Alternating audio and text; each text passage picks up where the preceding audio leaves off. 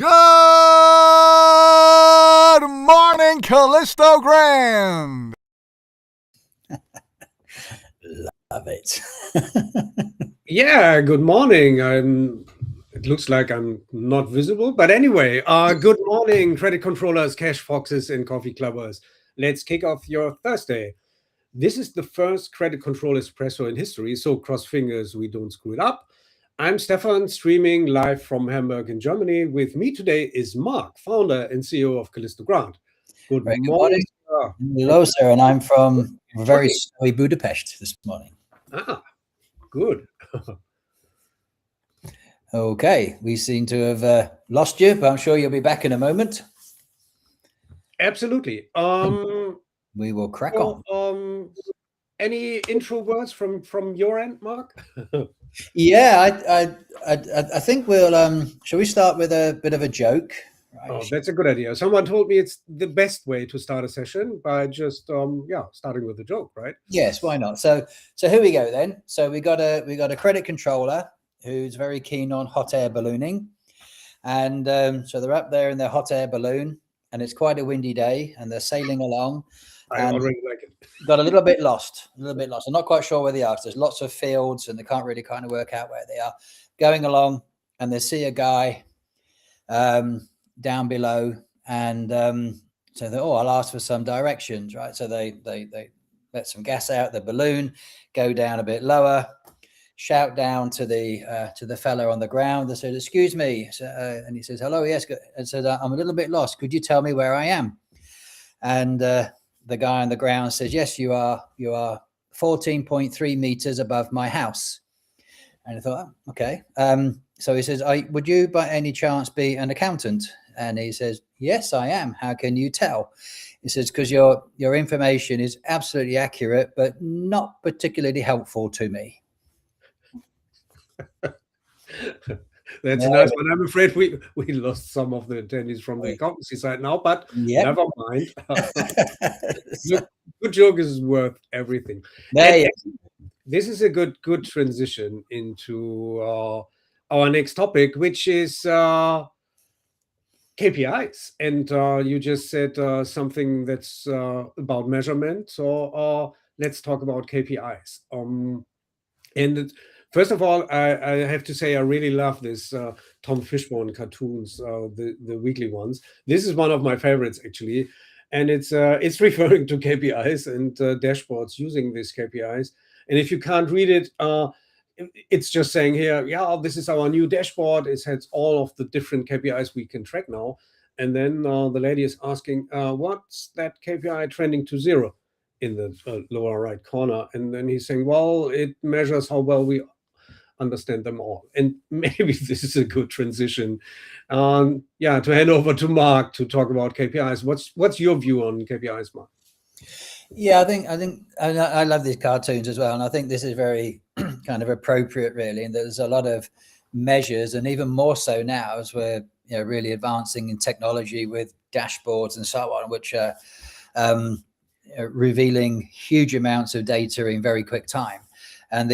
But the important thing is really the critical thing about KPIs is understanding them for what they are, but also being able to interpret them and do something with them. That's the most important thing, right? It's all very well saying, our overdues are at 25% or whatever it is. That's a snapshot without context, right? But then you got the most important thing about any data is you got to know what to do with it, how to react to it, right? And I think one of the main things about dashboards is don't take any one in isolation. Right, I think that's always the often that's a mistake that's made. You could look at DSO, let's say, on its own, but without really understanding what DSO is, what it means, how it's calculated, its pluses and minuses, the context in any particular country. It's just a number in isolation. It needs a lot of other info to go with it. Yeah, maybe it's a good idea to be a little bit more specific and take a look at a few examples. So you just mentioned DSO. Maybe that's the most common one that's used everywhere, maybe in different versions. But Mark, maybe some some words on these examples? Or Yeah, I mean, we pick on DSO because that's that's one that's mentioned frequently. I know from personal experience and my own operational experience is that to kind of measure real success, I always tend to look at the percentage overdue, right? So because to my way of thinking, as an operational credit control manager, if we got 0 overdue, that's the best that we can do. Now, whether that's on 30 days, 60 days, 90 days, 120-day terms, that's for other people to decide, for the contracts and the sales and so on, to decide the payment terms. And that's an example of kind of saying, that comparing DSO and overdues, you can have 0 overdues and a DSO of 120.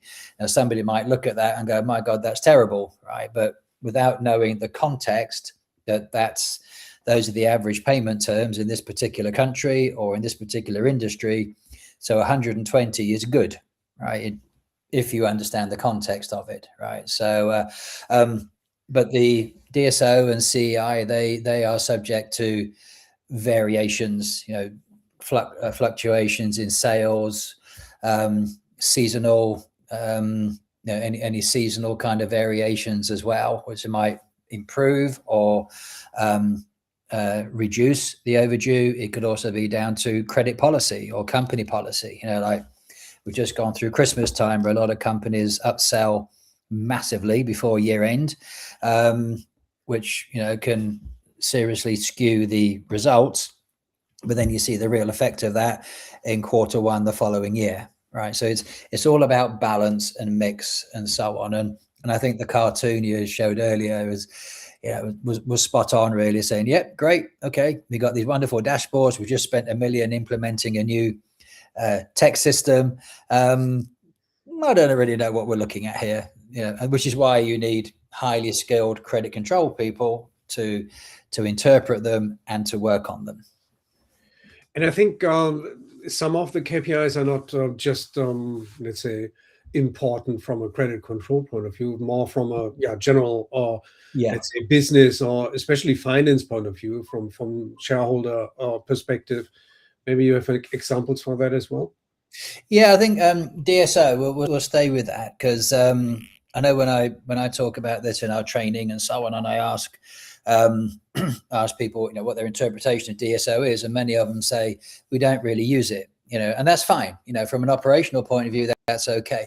But what isn't understood is often that DSO is one of the key indicators from the stock exchange. Shareholders, investors, they are going to look at DSO because, quite rightly, if they're going to sink several $1 million or euros into your company, they want to know how quickly you're turning your money around, right? So DSO, you could be sitting in your shared service center or your business in Prague or Hamburg or Budapest or wherever, but you've actually got a hotline to Wall Street or Frankfurt or London stock exchanges, right? So you never underestimate the value of DSO, or if you're an accounts payable, DPO, or because these are the high working capital, of course, is another huge one, right? So cash flow cycles, these are all what investors and shareholders look at, and this is what really represents the strength of a company on a global scale.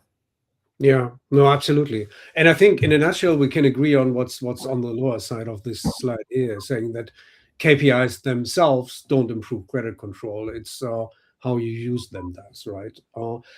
There's a reason for taking a closer look into KPIs. I'm talking about KPIs because this will be the main topic of the next Credit Control Coffee Club. And this brings me to our next section, what's up in January. So we will, in January, have, again, 2 short formats, this Credit Control Espresso format. Next one is already on next Thursday, 8 a.m. We will learn from the mistakes we did today, for example, with my camera. And then on the 22nd of January, it's Credit Control Coffee Club. This is the full hour version, and we will dive deeper into KPIs. And we'll ask you. It will be more interactive, like the live stream, because it's a webinar kind of style.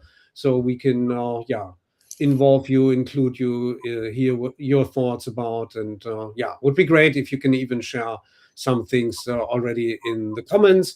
The event is already in LinkedIn, and just send us your email address so that we can send you the login details for that. And I said you got to see how that was an impressive segue. So we did a little bit of talk on KPIs, and then here we are segueing straight into the coffee club. I mean, that's an impressive segue. Seamless. I'm impressed. Thank you, Mark. Of course, there will be another credit control espresso on the last Thursday in January, and we will by then have the full first quarter schedule ready to share with you. And of course, I think we should talk about credit matters, right?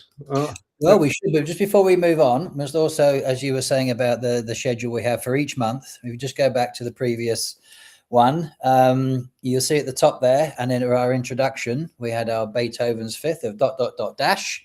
which is representing 3 short sessions and 1 long session in each month. Right, so we didn't just throw this thing together. We've been working on all the little details. Yeah, absolutely. And the main reason is to have this short format, just to teaser the long format, right? To share with you what's up, and even get your feedback on what could be even more important to share during the full-blown version on every third Thursday in a month. But now it's Credit Matters time. Credit Matters. Let's go on to the showcase of Callisto Grand, our annual conference. This year, we're going to be in Budapest on May 13 to 15. The information, this is our website landing page. So please go to callistogrand.com and to the Credit Matters 14 section, and you'll see all the highlight information on the landing page, including the important part of registration. There you are. If you click on go onto the QR code, it will take you to this page, right? Just from a quick promo point of view, we've extended the early bird registration through to the end of January for credit card payments, right? So please have a look. Love to see you there. It brings together more than 200 credit control professionals from around about 60 different companies, 15 different countries. So people are coming from all over Europe. It's a great way to network, to build the community, to share experiences. And really, this is the key part of technology, AI, digitization, and project success, is sharing your experiences with your peers.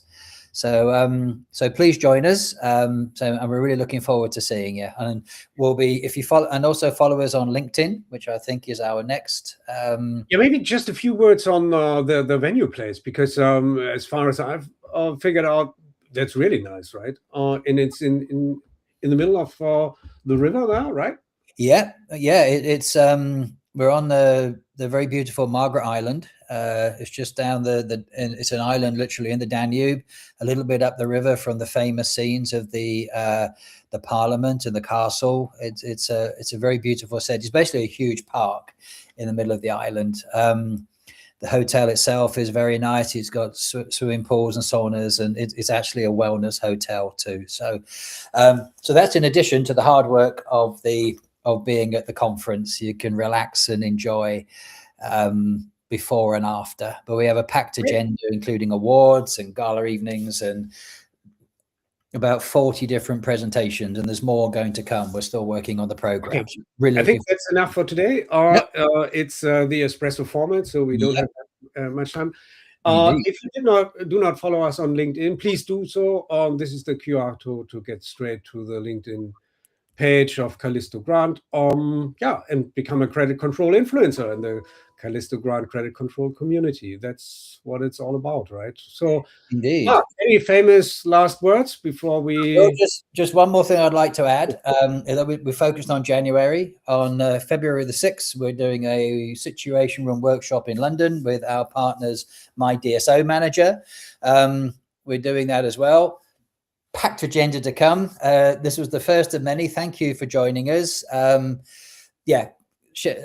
follow us on LinkedIn. Please share your comments with us. Anything you'd like us to add to this and other events, we'd love to see you. And yeah, I think we're good for now. We will go finish our coffee, and we'll see you very soon. Thank you, Mark. And yeah, enjoy the last sip of your espresso, and see you next week. Bye. Cheers.